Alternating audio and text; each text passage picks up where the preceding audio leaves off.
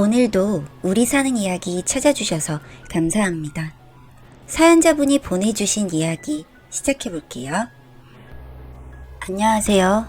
전 어릴 때 부모님께 버려져서 한 보육원에서 자랐습니다.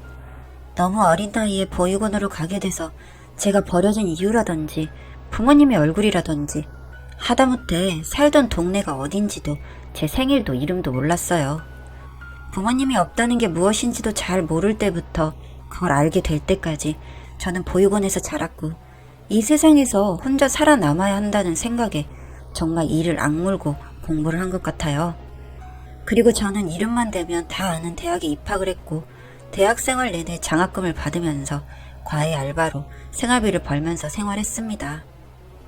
물론 대학을 가면서 보육원에서는 나와서 기숙사 생활을 했고요.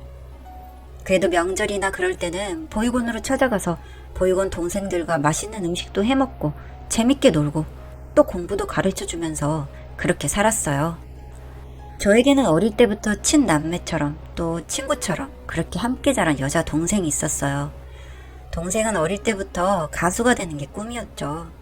그래서 함께 보육원 생활을 할 때는 항상 보육원 사람들에게 노래를 불러주고 또 저에게 노래를 가르쳐주기도 했습니다. 그리고 그 친구는 보육원을 떠날 때 가수의 꿈을 이루기 위해 서울로 가서 기획사 오디션을 본다고 하고 떠났어요. 성공해서 돌아오겠다고 하면서요. 또 TV에 출연하면 자기 부모님과 또 제 부모님까지 찾아주겠다고 약속했었죠. 그렇게 그 동생은 제가 대학생이 되기 전 보육원을 먼저 떠났고 그 후로는 연락이 끊겼어요. 그 후로 저도 대학생이 되면서 보육원을 나왔기 때문에 가끔 보육원에 갈 때마다 그 친구의 소식이 궁금해서 물어봤지만 보육원에서도 그 후로 한 번도 찾아온 적이 없고 연락 한 번 온 적 없다고 했습니다. 그러다 제가 대학 졸업 후 취직을 하고 저 혼자 살기 적당한 원룸을 얻고 생활하기 시작했을 때 저는 보육원에 감사 인사를 드리러 간 적이 있었는데 그때 그 동생이 보육원에 찾아왔고 저희는 그렇게 다시 재회를 하게 됐어요. 오랜만에 동생을 만나니 너무 반가웠고 도대체 그동안 어떻게 살았는지 너무 궁금했습니다. 동생은 어린 나이에 혼자 서울 생활을 하면서 사기도 많이 당했다고 하더군요. 그리고 기획사에 연습생으로 들어가서 연습도 했지만 데뷔를 하는 건 너무 힘들었고 생계를 유지하기도 점점 힘들어져서 지금은 노래 강사로 입시생들을 가르치면서 생활하고 있다고 했어요. 그리고 저의 근황을 물어봐서 저는 공부만 하면서 재미없게 살았다고 하니까 동생은 참 오빠답게 살았다며 웃더군요. 몇 년 만에 만나서 얘기하는 거였지만 마치 어제 만난 듯 편안했습니다. 가족이란 게 어떤 건지 잘 모르지만 이런 느낌일까 생각했죠. 그렇게 저희는 그리웠던 만큼 아주 긴 시간 동안 못다한 대화를 나누고 또 나눴어요. 대화를 나누다 보니 저희는 서울에서 꽤 가까운 곳에 살고 있었더라고요. 저희는 앞으로 더 자주 만나기로 하면서 번호도 교환하고 저는 출근 때문에 먼저 서울로 향했죠. 그렇게 다시 만나게 된 저희는 하루가 멀다 하고 매일 만났고 점점 친구 이상의 감정이 느껴지며 연애를 하게 됐습니다. 비슷하게 자랐고 서로의 아픔을 누구보다 잘 알기 때문에 더 잘 통하고 마음이 이끌렸던 것 같아요. 저희는 꽤 긴 시간 연애를 했고 서로의 위치에서 열심히 일을 하면서 저축도 열심히 했습니다. 그리고 저희는 연애를 하면서 항상 이 정도의 돈을 모으게 되면 그때 결혼하자고 말해왔었거든요. 정말 열심히 벌고 모으고 전락하면서 살다 보니 30대 초반에 저희는 그 목표를 이뤘고 저희의 힘으로 결혼에 성공했어요. 그리고 저희는 가족이 많은 게 꿈이어서 더 열심히 벌고 열심히 모아서 아이도 많이 낳고 다복하게 살자고 항상 말하곤 했죠. 그렇게 저희는 결혼 후 3년 만에 첫 아이가 생겼고 또 2년 뒤 둘째 아이가 생겼어요. 저는 회사에 있는 시간을 제외하고는 항상 집안일과 육아일을 아내를 도와 열심히 했고 제가 쉬는 날에 아내는 일을 하러 나갔어요. 아내는 결혼 후까지 꾸준하게 노래 강사로 일을 하고 있었거든요. 저희는 서로를 배려하고 존중하며 정말 행복하게 살았습니다. 많이 부유하지는 않았지만 그래도 남들한테 아쉬운 소리 안 해도 될 정도로는 살았습니다.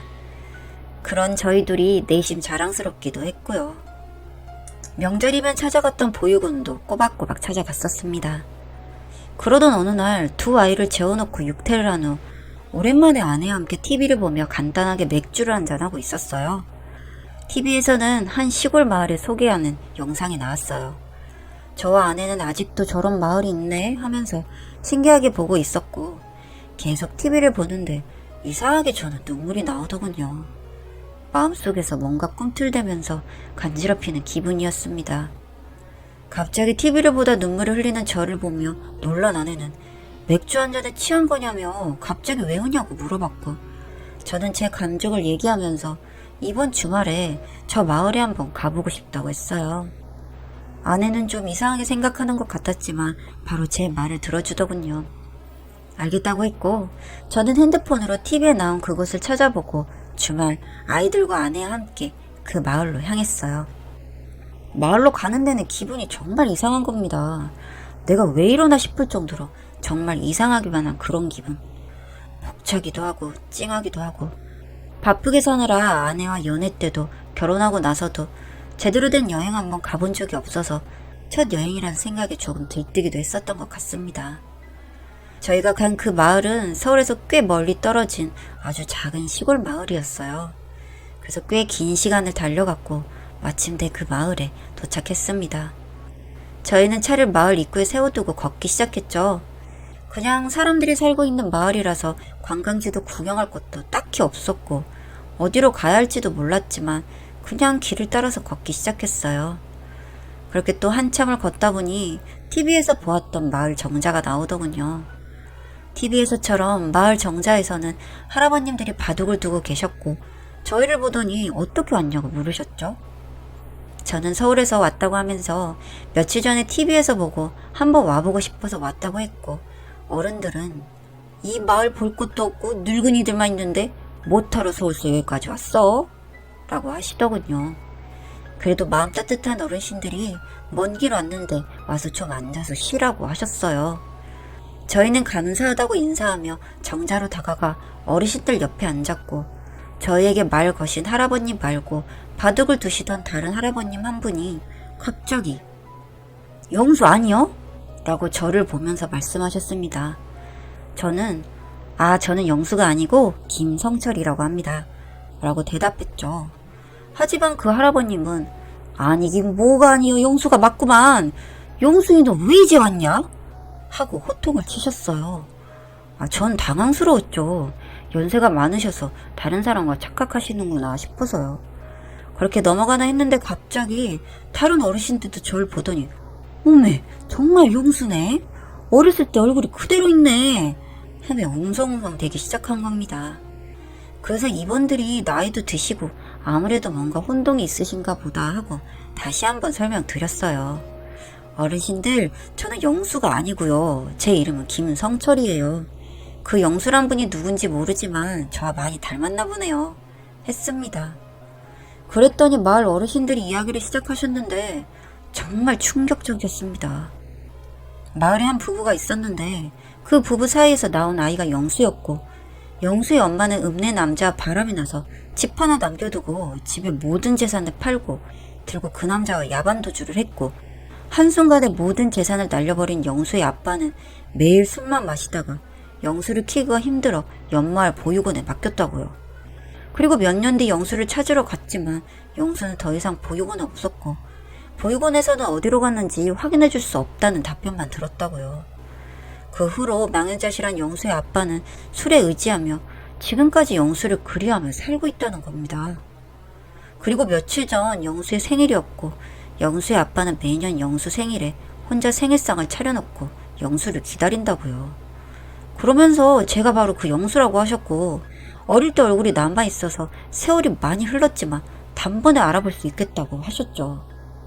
저는 그런 어르신들의 말씀을 들으니 혼란스러우면서도 제가 정말 그 영수라는 사람일지도 모른다는 아주 약간의 희망이 생기긴 했습니다. 어르신들이 알려주신 영수네 집을 한번 찾아가 봐야겠다 싶었죠. 어르신들은 저기 저 풍선 달린 집이 영수네 집이라며 한 집을 가리켰고, 떨리는 마음으로 아내와 아이들과 함께 그 영수의 집을 향했어요. 집에 도착하니 마치 어린아이를 키우는 집처럼 아기자기했습니다. 마당에는 풍선이 매달려 있고 마루 한켠에는 아이들용 스케치북과 크레파스, 팽이 같은 것들이 쌓여 있었죠. 저는 계세요? 하고 얘기했고 방 안에 계시던 할아버님이 나오셨어요. 그리고 저를 보더니 아이고 영수야! 하고 버선발로 뛰쳐나와 저를 안으며 울기 시작하셨어요. 네, 정말 충격적이게도 어르신들이 말씀하셨던 영수는 정말 제가 맞았고 기억이 나지 않았던 고향집을 TV로 보게 되니 저도 모르게 무의식 중에 기억이 나면서 이 마을에 와보고 싶었나 봐요. 저는 그동안 저를 버린 부모님을 원망하며 살았지만 힘들게 살고 계신 아버지를 보니 너무 마음이 아팠습니다. 아버지는 매년 제 생일마다 제가 좋아할 것 같은 저에게 사주고 싶었던 것들을 사서 모으셨고 그게 스케치북, 크레파스, 팽이 이런 것들이었다고 합니다. 그래서 마당 한켠이 온통 그런 물건들로 가득했던 것이고요. 저는 너무 눈물이 났어요. 여기 집에 풍선이 매달려 있던 이유도 제가 어릴 때 풍선을 아주 좋아했는데 이 풍선을 집에 매달아 놓으면 집을 찾아오기 쉬울 거라는 생각에 하루도 빠짐없이 이 풍선을 걸어 놓으셨다고요. 그동안 난 부모도 버린 자식이라며 얼마나 가슴앓이를 했었는지 모릅니다. 온전한 사랑을 준다는 그 부모에게마저 내쳐졌다는 사실이 참 그 어떤 슬픔보다도 컸고 막막했거든요. 그렇게 아버지와 한바탕 울고 난 뒤에 저희 가족은 아버지 집에서 하룻밤을 지내며 평생 하지 못했고 궁금했던 것들을 이야기하며 밤을 지새웠습니다. 아버지는 절 보고 내내 만져보시기도 하고 안아보시기도 하고 그냥 빤히 한참을 바라보시기도 하면서 그동안에 그리웠던 마음을 표현하시더군요. 그렇게 하룻밤을 보내고 난 뒤 아버지는 안 가겠다고 하셨지만 저는 이렇게 아버지를 혼자 지내게 둘 수 없어 아버지를 모시고 서울로 올라왔습니다. 얼마간이라도 아들이랑 며느리랑 손자 손녀랑 시간을 보내자고요. 와이프도 저에게 아버지가 계신 게 얼마나 다행이고 행복한 일이냐며 흔쾌히 응해주었고요. 그렇게 서울로 모시고 와서 저희 가족 정말 한동안 너무 행복하게 지냈습니다. 같은 밥을 먹고 나가서 산책을 하고 그냥 별거 아닌 그런 소소한 일들이 내 부모, 내 아버지와 함께한 의미가 달라지더군요. 저는 아버지를 만난 그 순간부터 제가 아니게 된 그런 묘한 기분을 느꼈습니다. 그렇게 즐거운 시간도 한때더군요.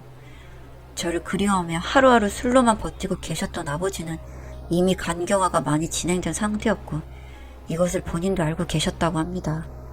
하지만 이제 만난 아들에게 걱정을 지우고 싶지 않아 비밀로 하고 계셨고 이미 손 쓸 수 없을 만큼 진행이 된 상태였기 때문에 본인의 운명을 받아들이셨던 거고요. 그렇게 어느 날 갑자기 아버지는 집에서 돌아가신 채 발견되었습니다. 사인은 식도 정맥류 파열로 인한 사망이라고 하더군요. 꿈같던 날들이 그렇게 흩어져 버리는 순간이었습니다. 또 한 번 저는 어두운 시간을 보내야만 했습니다. 가슴이 뚫려버린 듯 스산한 바람만 드나드는 것 같았죠. 그런 제 옆에 있던 아내가 조용히 와서 쪽지를 하나 건네더군요. 당신이 너무 아파하고 있어서 일찍 주지 못했어. 이것까지 보게 되면 당신 정말 무너질까봐. 와이프에게서 받아든 쪽지는 아버지가 남기신 쪽지였습니다. 삐뚤빼뚤한 글씨로 한자 한자 눌러 담은 종이었죠. 아들아, 나는 너를 만나면 떳떳한 아버지가 되고 싶어 글도 모르던 놈이 글을 배우기 시작했다. 내 젊은 날의 실수로 평생을 아파하며 살아왔을 너를 떠올리면 나는 당장이라도 죽고 싶었다. 죽음으로 너에게 아픔을 덜어줄 수만 있다면 그렇게 해주고 싶었지. 그런데 이렇게 죄 많은 내가 너를 살아서 만났구나. 이건 내가 죽기 전 하늘에서 베푸는 작은 선물이라고 생각해도 되겠지? 널 보육원에 보냈다는 죄책감에 나는 하늘 한번 제대로 바라보지 못했거든. 죄 많은 놈이 무슨 하늘을 본단 말이냐. 널 만나서 너와 함께여서 참 행복했다. 내 삶은 이것으로 다 되었다. 고맙다. 저는 주저앉아 엉엉 울었습니다. 켜켜이 저 깊은 곳 먼지처럼 남아있던 아버지를 향한 야속함도 모두 날아가 버렸습니다. 저는 이제 새 사람이 되었습니다. 저는 이제 부모도 없는 놈이 아니니까요. 비록 돌아가셨어도 제겐 아버지가 계셨으니까요. 그리고 사랑을 받았으니까요.